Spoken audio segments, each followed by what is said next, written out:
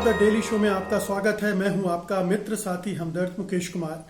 दोस्तों, अमेरिकी राष्ट्रपति डोनाल्ड ट्रंप ने अभी तक अपनी हार स्वीकार नहीं की है, लेकिन अब यह तय हो चुका है कि जो बाइडेन वहां के राष्ट्रपति बनेंगे, 20 जनवरी को वो शपथ ले लेंगे और जाहिर है कि उसके बाद अमेरिकी राजनीति में बड़ा परिवर्तन आएगा, अमेरिकी नीतियों में बड़ा परिवर्तन आएगा, विदेश नीति में भी बड़ा परिवर्तन आएगा।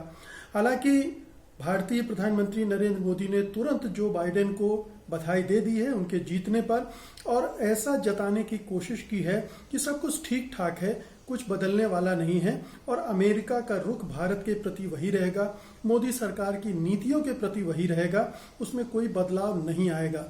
लेकिन ऐसा है नहीं। वास्तव में नीतियों में बड़े बदलाव आ सकते हैं और वो मोदी सरकार के लिए मुश्किलें भी खड़ी कर सकते हैं।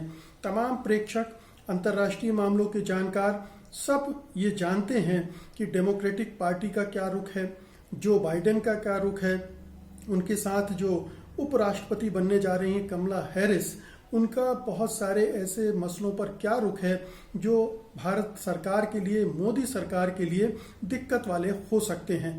तो इन मुद्दों पर आज हम अपने इस कार्यक्रम में बात करेंगे कि कैसे अमेरिका के नए राष्ट्रपति और उपराष्ट्रपति भारतीय प्रधानमंत्री नरेंद्र मोदी, उनकी सरकार और उनकी उन नीतियों, विवादास्पद नीतियों के लिए के सामने प्रश्न चिन्ह तो वो खड़े करते ही रहे हैं, मुश्किलें भी खड़ी कर सकते हैं और आने वाले दिनों में एक नए तरह के विवाद को जन्म भी मिल सकता है।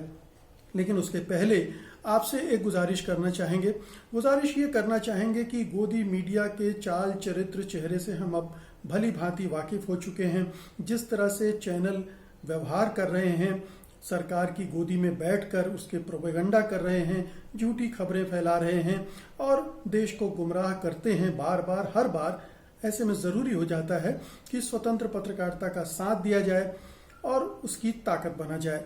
सत्य हिंदी की सदस्यता योजना इसी दिशा में एक बड़ा कदम है। इसमें आर्थिक योगदान देकर आप स्वतंत्र पत्रकारिता को मजबूती प्रदान कर सकते हैं। इसके लिए इस वीडियो के साथ दिए गए डिस्क्रिप्शन में जाइए, उसमें एक लिंक है, उसको क्लिक कीजिए। लिंक को क्लिक करने से आपके सामने सदस्यता योजना का पूरा ब्यौरा आ जाएगा और आप उसमें से कोई भी सदस्यता अपने लिए चुन सकते हैं। हमें उम्मीद है कि हम जैसे पत्रकारों द्वारा संचालित सत्यहिंदी.com को, जो कि उसूलों की पत्रकारिता करने के लिए कटिबद्ध है, आपका सहयोग, आपका समर्थन, आपका प्रोत्साहन जरूर मिलेगा। तो वापस मुद्दे पर लौटते हैं कि एक ट्रंप और मोदी की दोस्ती का युग था, जिसमें ट्रंप साहब मोदी के हर कारनामे पर आंख मूंद लेते थे या अपना अंध समर्थन दे देते थे, क्योंकि उनकी और इनकी दोनों की नीतियां आपस में काफी मिलती जुलती थीं। दोनों का स्वभाव, दोनों का राजनीति का अंदाज लगभग एक ही था और राजनीति के जो मूलभूत तत्व होते हैं उनमें भी काफी समानताएं थी। दोनों ही एक तरह की नस्लवादी राजनीति करते हैं, दोनों का ही डेमोक्रेसी में उतना भरोसा नहीं है, दोनों ही मीडिया को दबाने या नाथने की कोशिश करते हैं, दोनों ही के रुख अल्पसंख्यकों के प्रति कुछ उपेक्षापूर्ण भी है और कुछ दमनात्मक भी रहा है। तो वहां दोनों की जुगलबंदी ठीक चल रही थी, दोनों एक दूसरे का चुनाव प्रचार भी कर रहे थे। भारतीय प्रधानमंत्री ने उन्हें यहां बुलाकर नमस्ते इंडिया कार्यक्रम किया ताकि वो दोबारा चुनकर आए।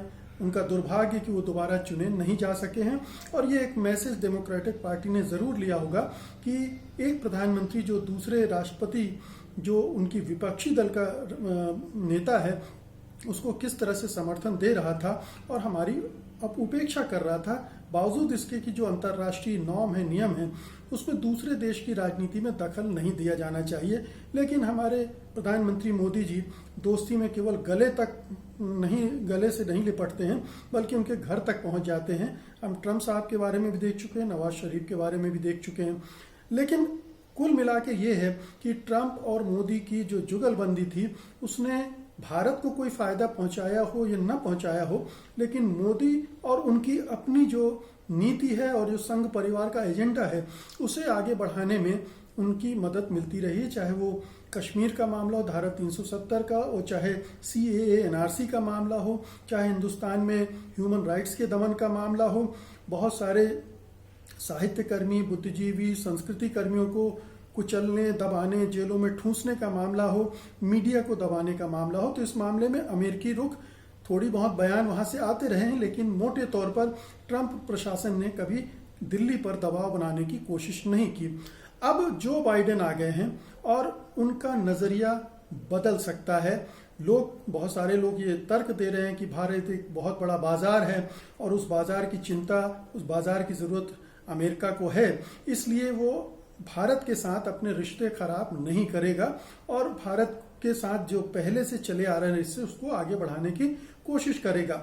ये बिल्कुल सही तर्क है, वाजिब तर्क है, लेकिन ध्यान रहे कि डेमोक्रेटिक पार्टी का अपना एक इतिहास है, अपनी एक विचारधारा है, अपना एक एजेंडा है और अपने काम करने का ढंग है। उसकी अपनी एक विदेश नीति है जिसके तहत वो काम करता है, जो कि ट्रंप सरकार से बहुत अलग है।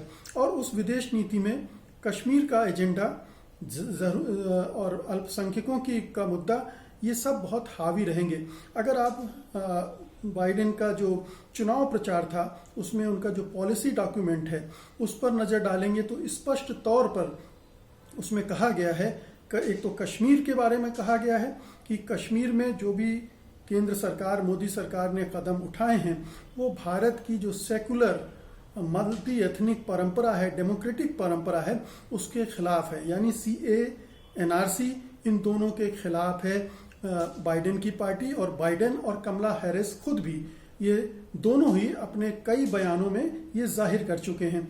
इसी तरह से कश्मीर का भी इसी उस पॉलिसी डॉक्यूमेंट में जिक्र है जिसमें कहा गया है कि कश्मीर में कश्मीरियों के जो अधिकार हैं वो छीनने की कोशिश की गई है, उन्हें बहाल किया जाना चाहिए, उनके डेमोक्रेटिक राइट्स लौटाने चाहिए, उनके नागरिक अधिकारों को उनको सौंपा जाना चाहिए और मानवाधिकारों का उल्लंघन नहीं होना चाहिए।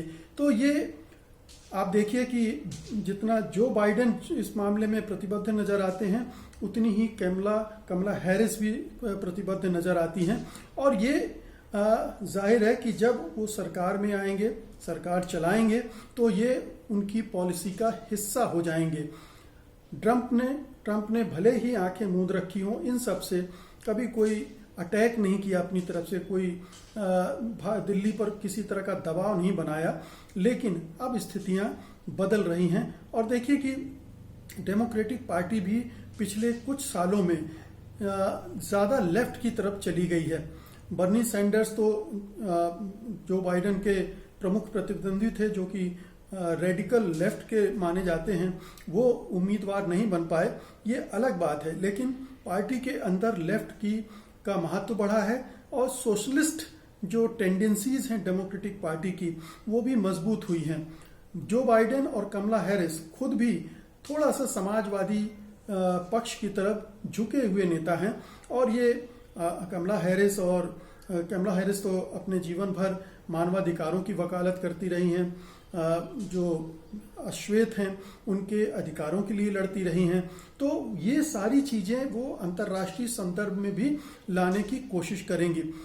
अब देखिए कि एक बड़ी घटना हुई थी जब अमेरिका के विदेश विभाग और भारतीय विदेश मंत्री S जयशंकर के बीच बातचीत होनी थी और उसमें प्रमिला जयपाल को भी शामिल होना था, जो कि डेमोक्रेटिक पार्टी की हाउस की मेंबर हैं। लेकिन S जयशंकर ने, या कहें मोदी सरकार ने कहा कि अगर वो शामिल होती हैं बैठक में तो हम ये बैठक नहीं करेंगे, और वो बैठक नहीं हुई। लेकिन उस इशू पर डेमोक्रेटिक पार्टी ने काफी कैंपेन चलाया और कमला हैरिस ने भी प्रमिला जयपाल का समर्थन किया कि ये गलत ढंग है, ये ऐसा नहीं होना चाहिए, उनको एक्सक्लूड नहीं किया जाना चाहिए मीटिंग से। तो आप देखें कि इस मसले पर भी उन्होंने एंटी मोदी सरकार स्टैंड लिया। इसको एंटी इंडिया नहीं कहा जाना चाहिए, क्योंकि ये मोदी गवर्नमेंट की पॉलिसीज हैं जिसने उस पूरे हिंदुस्तान पर थोप दिया है। तो इस मामले में भारत में एक मत नहीं है, और किस तरह से संसद में ये पारित किया गया था इस सब से हम लोग वाकिफ हैं। न केवल कमला हैरिस या प्रमिला जयपाल ही सक्रिय हैं इस एजेंडे में, बल्कि दो और ऐसे लोग हैं जो काफी प्रभाव रखते हैं। ये इल्हान ओमार और अलेक्जेंड्रिया कॉर्टेज, जो कि बहुत मुखर हैं भारत की इन नीतियों के खिलाफ, मोदी के हिंदुत्ववाद के खिलाफ इन्होंने मोर्चा खोला हुआ है। और यहाँ तक कि जो अलेक्जेंड्रिया कॉर्टेज हैं उन्होंने तो ये तक ट्रंप प्रशासन पर दबाव बनाया था कि अगर मुसलमानों में के खिलाफ जातियां हो रही हैं हिंदुस्तान में तो इसको लिंक किया जाए हथियारों के सौदे से। यानी हथियारों के सौदे तभी होंगे जब आप अपने अल्पसंख्यक समुदायों के खिलाफ जातियां रोकेंगे। तो हालांकि वो चूंकि ट्रंप प्रशासन झुका हुआ था, उसे तो हथियार बेचने से मतलब था, भले ही हिंदुस्तान में अल्पसंख्यकों के साथ कुछ भी होता रहे उसे लेना देना नहीं था। तो उस सूरत में जाहिर है कि वो अड़चन उतनी बड़ी नहीं बन पाई। लेकिन अब जबकि अपनी ही हुकूमत है, अपनी ही सरकार है, अपनी पार्टी की सरकार है, जो बाइडेन राष्ट्रपति हैं, कमला हैरिस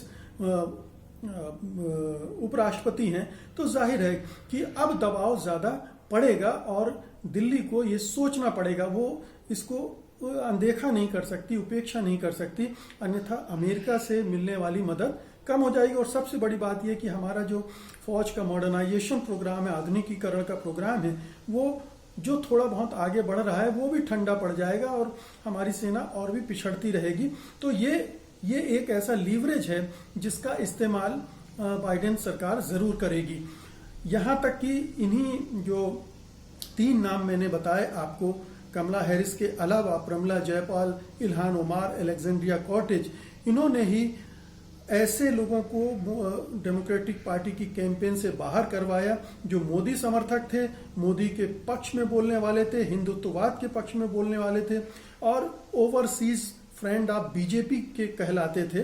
तो उनको कैसे अलग थलग किया, ये भी इन लोगों ने किया है। तो डेमोक्रेटिक पार्टी अब एक दूसरे तरह की पार्टी है और जो बाइडेन भी कह चुके हैं कि अंतर्राष्ट्रीय स्तर पर वो डेमोक्रेसी को आगे बढ़ाने के लिए अभियान चलाएंगे। और जाहिर है कि हिंदुस्तान में डेमोक्रेसी को दबाने, कुचलने, खत्म करने का अभियान मोदी सरकार चला रही है।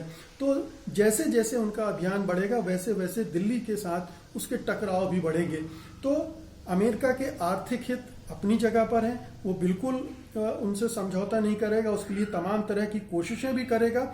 लेकिन ये कुछ जो मूलभूत मूल्य हैं, सिद्धांत हैं डेमोक्रेटिक पार्टी के और इन नेताओं के जो अब पावर में आ गए हैं, उस मामले में निश्चित रूप से वो बहुत ज्यादा समझौता नहीं करने जा रहे हैं और ये मोदी सरकार के लिए खतरे की घंटी है।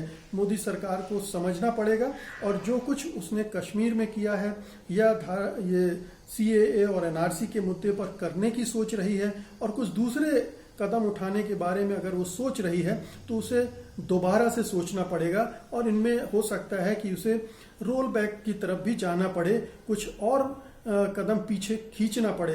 तो ये स्थिति अब निश्चित रूप से मोदी सरकार के लिए परेशानी खड़ी करने वाली है। लोग चाहे जो भी करें, मोदी सरकार उनको खुश करने के लिए बाइडेन को चाहे जो भी कांग्रेचुलेटरी मैसेज भेज दें, लेकिन उससे फर्क नहीं पड़ेगा क्योंकि डेमोक्रेटिक पार्टी के अंदर एक माहौल बन चुका है और वो माहौल अब जो बाइडेन के प्रशासन पर असर डालेगा, उसकी नीतियों पर असर डालेगा और उसकी नीतियां जब पूरे तौर पर उभर कर आएंगी तब मोदी के लिए मुश्किलें बढ़ जाएंगी। तो दोस्तों, ये था आज का मेरा वीडियो और उम्मीद है कि आप इसे लाइक करेंगे, शेयर करेंगे। जिन्होंने अभी तक satyhindi.com को सब्सक्राइब नहीं किया है वो इसे सब्सक्राइब भी करेंगे। अब मुझे अनुमति दीजिए। नमस्कार। सत्य हिंदी के और वीडियोस को देखने के लिए हमारे YouTube चैनल को सब्सक्राइब करें और सीधे नोटिफिकेशन पाने के लिए बेल आइकन दबाएं।